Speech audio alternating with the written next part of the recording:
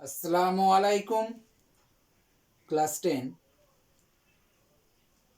তোমাদের class routine অনুযায়ী আজকে বৃত্তের স্পর্শক সংক্রান্ত উপপাদ্য এই চ্যাপ্টারটি আছে। তো আগের দিনকে আমরা এই চ্যাপ্টার দুটো প্রয়োগ তোমাদের দেখিয়ে দিয়েছিলাম, প্রয়োগ 12, এই প্রয়োগ 13 এবং 14। আজকে তোমাদের এই চ্যাপ্টার যে ধরনের শর্ট প্রশ্নগুলো হয় সেগুলো নিয়ে আলোচনায় থাকব।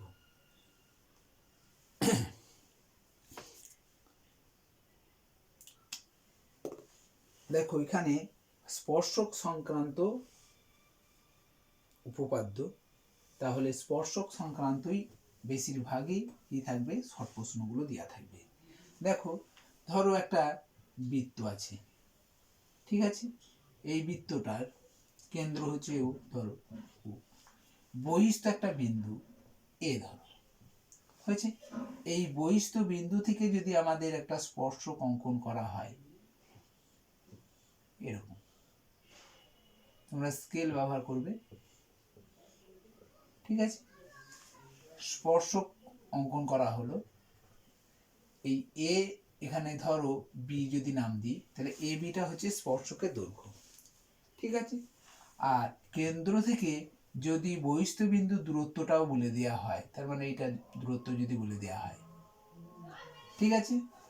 এইটা দূরত্ব বলে দিয়েছে, এটা ধরো আমি ধরলাম 13 সেমি ধরলাম, ঠিক আছে। এটা 13 সেমি। আর বহিস্থ বিন্দু থেকে স্পর্শকটা দৈর্ঘ্য 12 সেমি ধর, ঠিক আছে। তাহলে এই বৃত্তের ব্যাসার্ধের দৈর্ঘ্য কত, এটা বার করতে বলেছে। তার মানে স্পর্শকের দৈর্ঘ্য দিয়ে আছে, কেন্দ্র থেকে বহিস্থ বিন্দুর দূরত্ব দিয়ে আছে, তোমাকে এটা বার করতে হবে।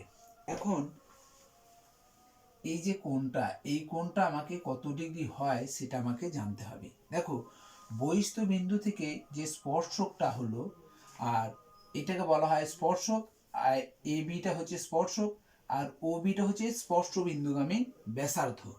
এই স্পর্শক আর স্পর্শ বিন্দুগামী ব্যাসার্ধ এরা পরস্পর লম্ব, তাহলে ও বি লম্ব হচ্ছে এ বি এর উপর, তাহলে এটা লম্ব মানে 90 ডিগ্রি।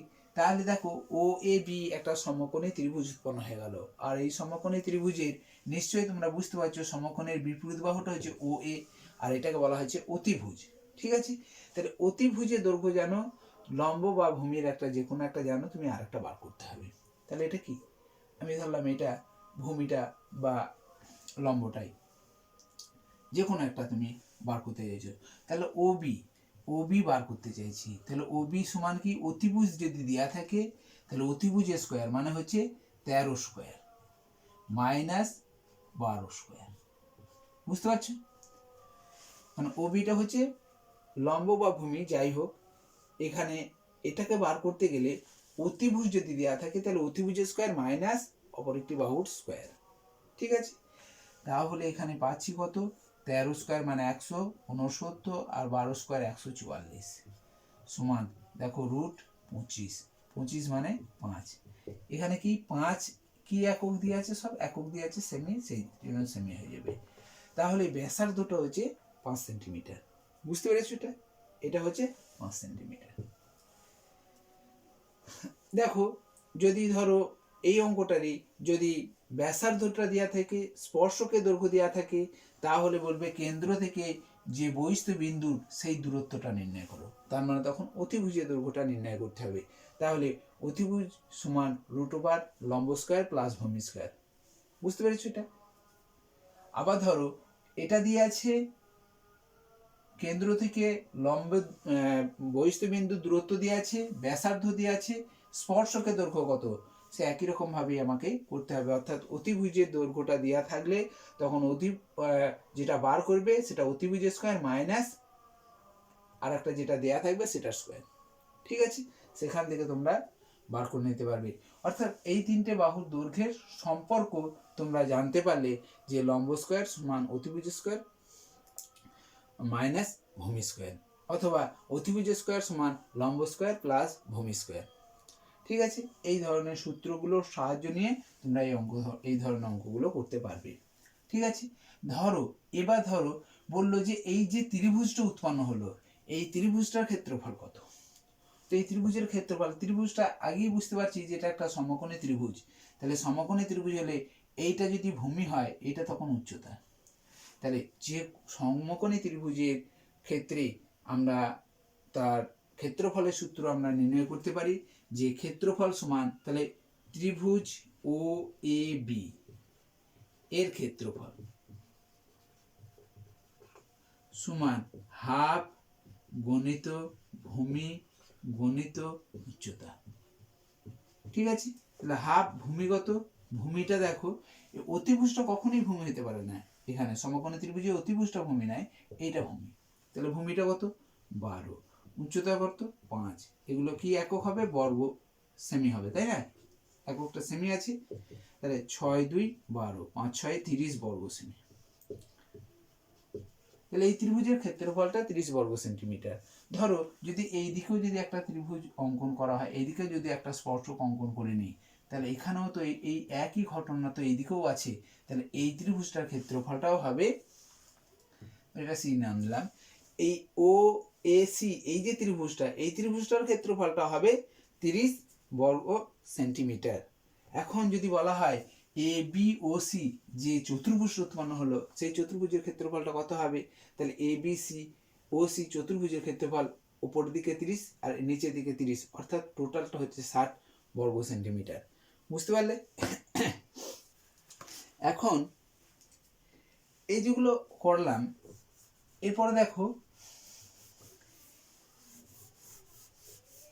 এই যে কেন্দ্রে যে কোণ উৎপন্ন করছে, এগুলো তো বুঝতে পারলে তোমরা, এটা তো বুঝতে পেরেছো যে বহিস্থ বিন্দু থেকে এগুলো করা হলো, ও কেন্দ্র থেকে বহিস্থ বিন্দু, এটা হচ্ছে স্পর্শক, এই স্পর্শকের দৈর্ঘ্যটাও আমরা জানি সমান, এগুলো সমান আমরা জানি যে বহিস্থ বিন্দু থেকে যে একটা বৃত্তের যদি দুটো স্পর্শক অঙ্কন করা হয়, সেই স্পর্শকের দৈর্ঘ্যগুলো সমান হয়। ঠিক আছে, এবং কেন্দ্রে তারা এইখানে যে কোণটা উৎপন্ন করবে, এই কোণ দুটো সমান হয়, এই কোণ দুটোও সমান হয়।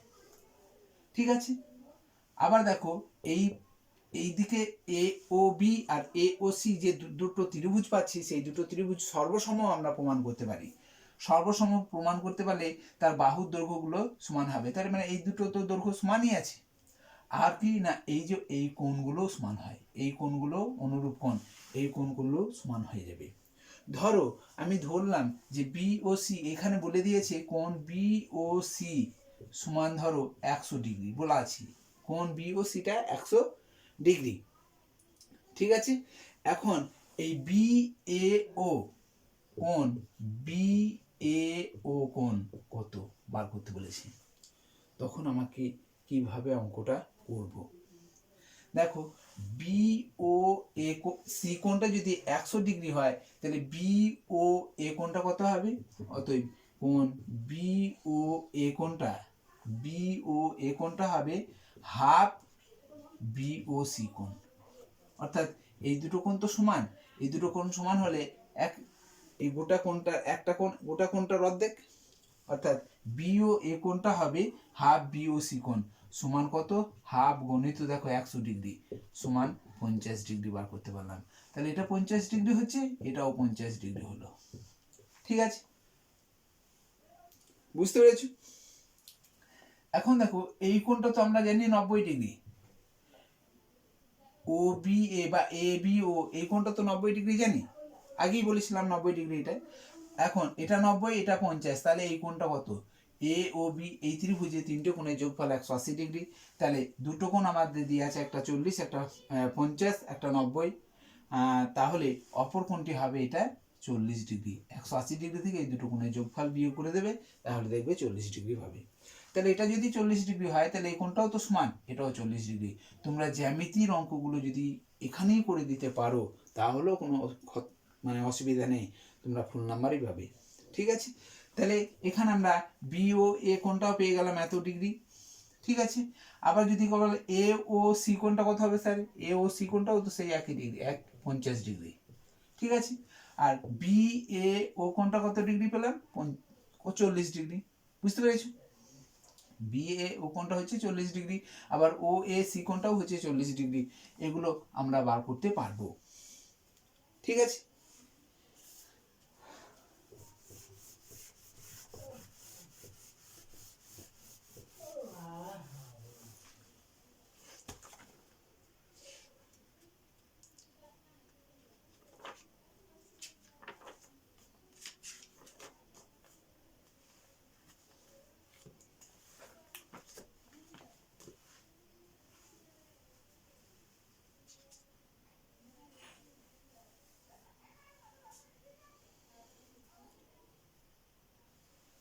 এরপরে দেখো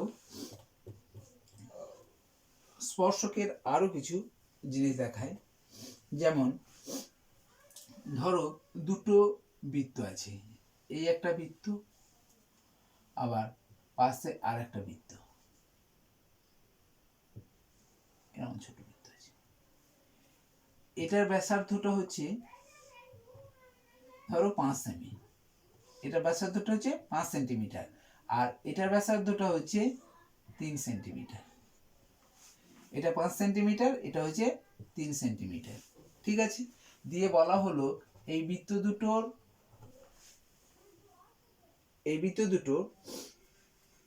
ব্যাসার্ধ দৈর্ঘ্য একটা 5 সেন্টিমিটার, একটা 3 সেন্টিমিটার।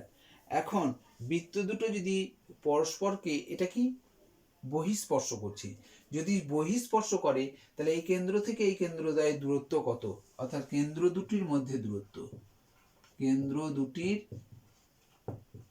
মধ্যে দূরত্ব, তখন কি হবে না এইখানে 5 সেমি, এটা 3 সেমি, অর্থাৎ যোগ হয়ে যাচ্ছে, 5 + 3 = 8 সেমি হয়ে যাচ্ছে। ঠিক আছে, তাহলে এটা কি হলো, দুটো আলাদা আলাদা ব্যাসার্ধের বৃত্ত যদি তারা পরস্পরকে বহিঃস্পর্শ করে তাহলে কেন্দ্রদ্বয়ের মধ্যেকার দূরত্বটা কত হবে, তখন যোগ হয়ে যাচ্ছে। ধরো এটা যদি বলে যে বৃত্ত দুটো বহিঃস্পর্শ না করে অন্তঃস্পর্শ করছে, তাহলে এটা হচ্ছে ধরো 5 সেন্টিমিটার, এটা 5 সেমি। অন্তঃস্পর্শ করছে মানে কি, ভিতরের দিকে স্পর্শ করছে, তাহলে এই দিকে একটা বৃত্ত, এইরকম একটা বৃত্ত। ঠিক আছে, এরকম একটা বৃত্ত, এর দৈর্ঘ্যটা হচ্ছে, এর ভিতরের দিকে দৈর্ঘ্যটা হচ্ছে 3 সেমি। তখন এই দৈর্ঘ্যটা কত হবে, এটা 3 সেমি ব্যাসার্ধ নিয়ে একটা বৃত্ত অঙ্কন করলাম। ঠিক আছে, তাহলে এইখান থেকে এইটা কেন্দ্র আর এইটা কেন্দ্র, এই দুটো কেন্দ্রের মধ্যে দূরত্ব কত হবে, এই দুটো কেন্দ্রের মধ্যে তখন দূরত্ব কত হবে, এখানে কেন্দ্রদ্বয়ের দূরত্ব, কেন্দ্র দুটি দূরত্ব কত হবে না 5 সেমি থেকে 3 সেমি বিয়োগ হয়ে যাবে, সমান 2 সেমি হবে। তাহলে যদি আমরা বুঝতে পারলাম যে বৃত্ত দুটো যদি অন্তঃস্পর্শ করে, এটাকে বলা হচ্ছে অন্তঃস্পর্শ, অন্তঃস্পর্শ, এটা হচ্ছে বহিঃস্পর্শ। তাহলে বহিঃস্পর্শ হলে বৃত্ত দুটোর ব্যাসার্ধের যোগফলটাই হচ্ছে তাদের কেন্দ্র দুটোর মধ্যে দূরত্ব, আর যদি অন্তঃস্পর্শ করে তাহলে কি হবে, বৃত্ত দুটোর ব্যাসার্ধের অন্তর্ফল বা বিয়োগফলটাই হবে তাদের কেন্দ্রদ্বয়ের মধ্যে দূরত্ব। বুঝতে পেরেছো? এবার আসবো এই জিনিসেরই তোমার স্পর্শকের সংখ্যা কেমন নির্ণয় করতে হয়, এগুলো সব প্রশ্ন 1 নম্বর দেওয়া থাকে। দেখো একটা বৃত্তে, এই একটা বৃত্ত আছে, এই বৃত্তটা, ঠিক আছে, একটা বৃত্তে কি আছে, পাশে আর একটা বৃত্ত ধরো বহিঃস্পর্শ করছে, বহিঃস্পর্শ করছে, বুঝতে পারলে, এই বৃত্তটা আর এই বৃত্তটাকে বহিঃস্পর্শ করছে। তাহলে এদের মধ্যে সাধারণ স্পর্শক কয়টা হবে, এদের মধ্যে সাধারণ স্পর্শক কতগুলো হবে। সাধারণ স্পর্শক এবার কি, সাধারণ স্পর্শক মানে হচ্ছে যে দুটো বৃত্তের মধ্যেই সেই স্পর্শকটা থাকবে। যেমন ধরো এটা একটা স্পর্শক, এরকম ভাবে একটা স্পর্শক অঙ্কন করলাম, এই বৃত্তের একটা স্পর্শক, এই বৃত্তেরও একটা স্পর্শক। তোমাদের এখানে এরকম ভাবে উপপাদ্যও দিয়ে আছে, দেখবে। তাহলে এটা একটা স্পর্শক, এটা একটা স্পর্শক। আবার দেখো এই দিকেও তো স্পর্শক আঁকা যাবে, এটা একটা স্পর্শক, ঠিক আছে। আবার বললো স্যার এই দিকেও তো আঁকা যাবে, এটা একটা স্পর্শক। তাহলে টোটাল কতগুলো স্পর্শক পেলাম? দুটো বৃত্ত যদি পরস্পরকে বহিঃস্পর্শ করে তাহলে তাদের মধ্যে স্পর্শকের সংখ্যাটা হচ্ছে একটা, দুটো আর মাঝখানে একটা, তিনটে। মোট তিনটে স্পর্শক অঙ্কন করতে পারছি দুটো বৃত্ত যদি বহিঃস্পর্শ করে, ঠিক আছে। তাহলে দুটো মোট তিনটে স্পর্শক অঙ্কন করতে পারছি। এই স্পর্শগুলোরও নাম আছে। কি স্পর্শগুলোর নাম? দেখো এই যে স্পর্শকটা আছে, এই যে উপরে যে স্পর্শকটা অঙ্কন করলাম এবং নিচে যে স্পর্শকটা অঙ্কন করলাম, এই দুটো স্পর্শকে বলা হবে সরল সাধারণ স্পর্শক। সরল সাধারণ স্পর্শক, স্পর্শকের দুটো ভাগ, একটা তির্যক সাধারণ স্পর্শক আর একটা হচ্ছে সরল সাধারণ স্পর্শক। তা এইটাকে বলা হচ্ছে সরল সাধারণ স্পর্শক। এবার বলেছে কি করে চিনলাম ওটা সরল সাধারণ স্পর্শক? না, সরল সাধারণ স্পর্শকগুলো হবে কেন্দ্রের একই দিকে। দেখো এটা কেন্দ্র, এটা কেন্দ্র, এই বৃত্ত দুটোর কেন্দ্র তো এইটা। তাহলে এই কেন্দ্রের এই স্পর্শকটা আর এই কেন্দ্র দুটো কেন্দ্রের উপর দিকেই আছে স্পর্শকটা, তাহলে একই দিকে থাকছে। কেন্দ্রের একই দিকে যে স্পর্শকগুলো থাকে সেগুলোকে বলা হবে সরল সাধারণ স্পর্শক। আর কেন্দ্রের বিপরীত দিকে যদি থাকে, একে অপরের দিকে যদি থাকে, তাহলে সেগুলোকে বলা হবে তির্যক সাধারণ স্পর্শক। যেমন ধরো এইটাকে বলা হচ্ছে তির্যক সাধারণ স্পর্শক, কারণ এই স্পর্শকটার এই কেন্দ্রের এদিকে আছে, আবার এই কেন্দ্রের এদিকে আছে, তাহলে বিপরীত দিকে আছে। একে অপরের বিপরীত দিকে থাকার জন্য এই দিকে যে স্পর্শকটা অঙ্কন করা হলে সেটাকে বলা হবে তির্যক সাধারণ স্পর্শক। তাহলে এখানে টোটাল যে স্পর্শক সংখ্যা আমরা পেলাম সেই সংখ্যাগুলো হচ্ছে দু রকমের, একটা হচ্ছে তির্যক সাধারণ স্পর্শক আর একটা হচ্ছে সরল সাধারণ স্পর্শক। তাহলে যদি বলে দুটো বৃত্ত পরস্পরকে বহিঃস্পর্শ করলে কটা সরল সাধারণ স্পর্শক অঙ্কন হবে, তখন অবশ্যই দুটি হবে, ঠিক আছে। কটি তির্যক সাধারণ স্পর্শক অঙ্কন হবে? একটি। যদি বলে মোট কটি সাধারণ স্পর্শক অঙ্কন হবে, সাধারণ স্পর্শক সেখানে তির্যক এবং কি সরল দুটো কি বোঝানো হয়? সাধারণ স্পর্শক হচ্ছে দুটোই সাধারণ স্পর্শক, তির্যকটাও সাধারণ স্পর্শক, সরলটাও সাধারণ স্পর্শক। তাহলে টোটালটা হবে তখন টোটাল তিনটি সাধারণ স্পর্শক আছে। বুঝতে পেরেছ? এবার আসি, দেখো দুটো বৃত্ত যদি অন্তঃস্পর্শ করে, এরকম ভাবে যদি করে, এটা তো অন্তঃস্পর্শ করছি, এই অন্তঃস্পর্শ করলে এটা কি হবে? একটাই স্পর্শক অঙ্কন করবে। তাহলে দুটো বৃত্ত যদি তারা পরস্পরকে অন্তঃস্পর্শ করে তাহলে তার মধ্যে একটাই মাত্র আমরা স্পর্শক অঙ্কন করতে পারবো। আর এই স্পর্শকটার নামটা কি বলবো? এই স্পর্শকটাকে বলবো সরল সাধারণ স্পর্শক, ঠিক আছে। দেখো কেন্দ্র এটাই, কেন্দ্র এটাই, একই দিকেই আছে তারা বৃত্তে, কেন্দ্রের একই দিকে থাকার জন্য এটাকে বলা হবে সরল সাধারণ স্পর্শক, ঠিক আছে। এবার দেখো যদি দুটো বৃত্ত যদি পরস্পরকে ছেদ করে, ছেদ করা জিনিসটা দেখো, দুটো বৃত্ত, এই একটা বৃত্ত আছে আর একটা বৃত্ত পরস্পরকে ছেদ করছে। পরস্পরকে ছেদ করা মানে হচ্ছে একে অপরের সঙ্গে একে অপরকে কি করবে? ক্রস করবে, ঠিক আছে। তাহলে এখানে কতগুলো আমরা সরল সাধারণ কতগুলো স্পর্শক অঙ্কন করতে পারবো? দেখো এখানে স্পর্শক অঙ্কন করতে পারবো এইখানে একটা আর এদিকে একটা, ঠিক আছে। এই দুটো মাত্র স্পর্শক আমরা অঙ্কন করতে পারবো, বুঝতে পারলে? এই দুটো স্পর্শক এখানে অঙ্কন করা হবে আর এই দুটো স্পর্শকই হচ্ছে সরল সাধারণ স্পর্শক। বোঝা গেল এটা? ঠিক আছে। তাহলে এটা স্পর্শ করছি, একে অপরকে স্পর্শ করছি, তখন সেটাকে বলা হবে কি? দুটো সরল সাধারণ স্পর্শক অঙ্কন করতে পারবো। দেখো এইরকম হতে পারে তো, দুটো বৃত্ত স্পর্শ করছে না, এটা হচ্ছে বহিঃস্পর্শ করছে, এটা অন্তঃস্পর্শ করছে, এটা পরস্পরকে ছেদ করছে। আর এক্ষেত্রে বলছে স্পর্শ করছে না আবার অন্তঃস্পর্শ করছে না, এরা কি করছে? দুটো বৃত্তের মধ্যে এখানে তখন সরল বা তির্যক মোট সাধারণ স্পর্শক কটা আছে এটাকে আমাকে নির্ণয় করতে হবে। তাহলে এটা দেখো একটা কেন্দ্র, এটা কেন্দ্র, বুঝতে পেরেছো? এর মধ্যে কতগুলো স্পর্শক অঙ্কন করতে পারবো।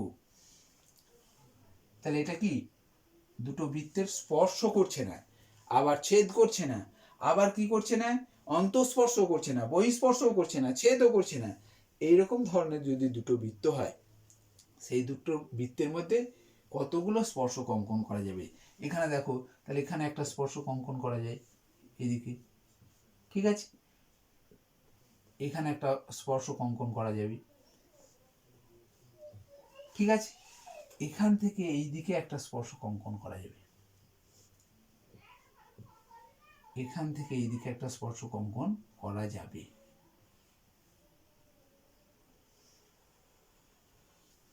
বুঝতে পেরেছো? তাহলে টোটাল স্পর্শকের সংখ্যা হচ্ছে এখানে 4টি। যদি দুটো বৃত্তের মধ্যে তারা অন্তঃস্পর্শ বা বহিঃস্পর্শ বা ছেদ যদি না করে, তাহলে তাদের মধ্যে 4টি স্পর্শক অঙ্কন করা হবে। 4টির মধ্যে দুটো হবে সরল সাধারণ স্পর্শ আর দুটো হবে তির্যক সাধারণ স্পর্শ।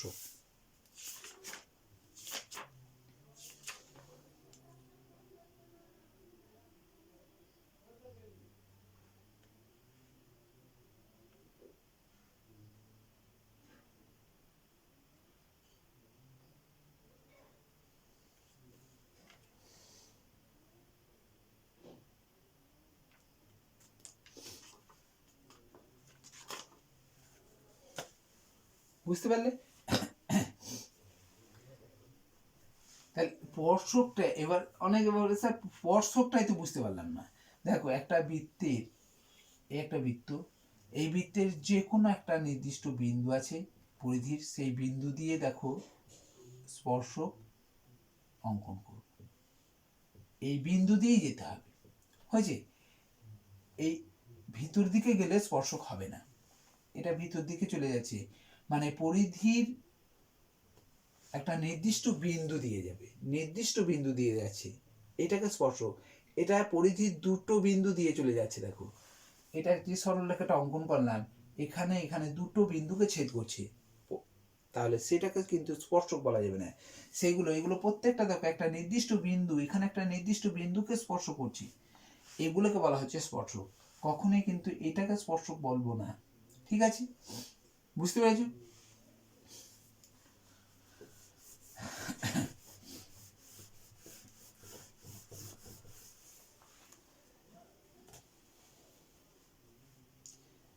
ধরো একটা বৃত্ত আছে, এই বৃত্তের ভিতরে একটা বিন্দু আছে, ভিতরে ধরো একটা কোনো একটা বিন্দু আছে, এটা ও, এটা ধরো পি বিন্দু, এই পি বিন্দু ভিতরের অন্তঃস্থ বিন্দু, তাহলে এই বিন্দু দিয়ে কি কোনো স্পর্শক আঁকতে পারবো? এই বিন্দু দিয়ে স্পর্শক আঁকা যাবে কি?